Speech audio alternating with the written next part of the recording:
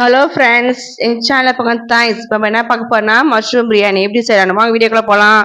தேவையான பொருட்கள்: சீரக சம்பா 1/2 கிலோ எடுத்திருக்கேன், தயிர், இஞ்சி பூண்டு வெங்காயம் 2 எடுத்திருக்கேன், தக்காளி 2 எடுத்திருக்கேன், புதினா கொத்தமல்லி, பட்டை கிராம்பு ஏலக்காய், மஷ்ரூம் நான் நறுக்கி கழுவி வச்சு எடுத்து வச்சிருக்கேன், எலுமிச்சம்பழம் சாறு. ஒரு மிக்சி ஜாரில் பட்டை கிராம்பு ஏலக்காய் இஞ்சி பூண்டு தக்காளி போட்டு மிக்சி ஜார் நல்லா அரைச்சிக்கோங்க. ஒரு குக்கரில் எடுத்துக்கோங்க, எண்ணெய் ஊற்றிக்கோங்க, நெய் ஆட் பண்ணிக்கோங்க உங்களுக்கு தேவையான அளவு.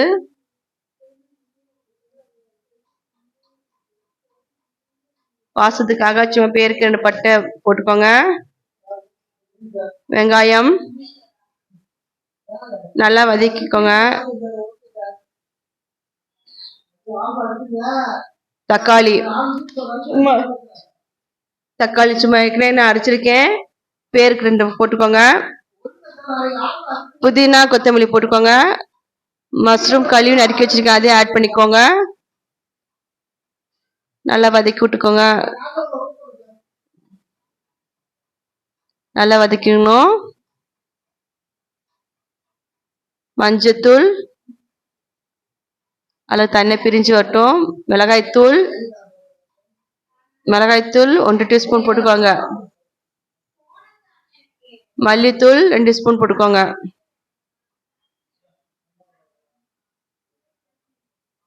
நல்லா போட்டு நல்லா வதக்கிக்கோங்க. வதக்கிக்கிட்டு அந்த தண்ணியிலேயே இந்த மஷ்ரூம் நல்லா வெந்துடும்.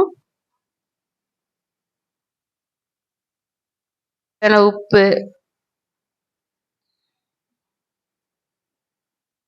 அரைச்சி வச்சிருந்தா பட்டை கிராம்பு ஏலக்காய் இஞ்சி பூண்டு தக்காளி பேஸ்ட்டு எல்லாம் போய் இதோட போட்டு ஆட் பண்ணி நல்லா பச்சை வாசம் போகிற வரைக்கும் நல்லா வதக்கணும்.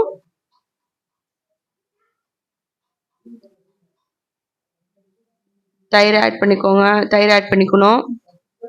அப்போதான் நல்லா அள்ளி பிடிக்காது, சாப்பிட சாஃப்டாக இருக்கும், மஷ்ரூம் சாஃப்டாக இருக்கும், சாப்பிட நல்லா இருக்கும்.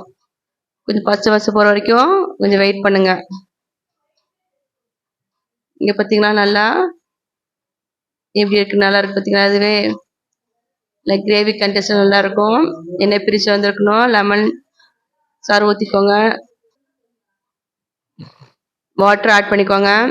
ஒரு உலக்குக்கு 1 உலக்கு அரிசி 2 உலக்கு தண்ணி, இதான் கரெக்டான பதம். ஜீரக சம்பாவுக்கு ஆட் பண்ணிக்கோங்க.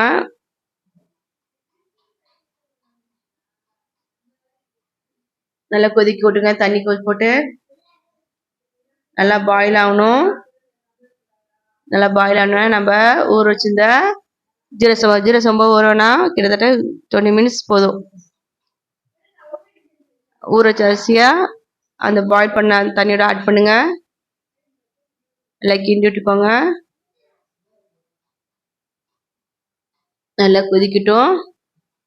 நல்லா கொதிச்சு நல்லா வரணும்.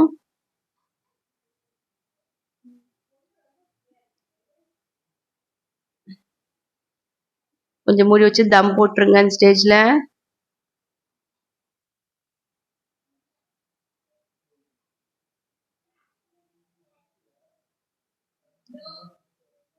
இங்க பார்த்தீங்கன்னா எப்படி இருக்குன்னு.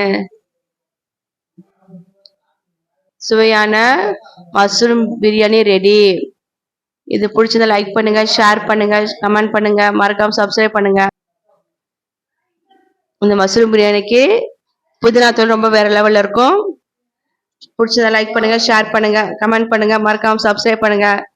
தேங்க்ஸ் ஃபார் வாட்சிங். நல்லா சாப்பிடுங்க, நல்லதே சாப்பிடுங்க.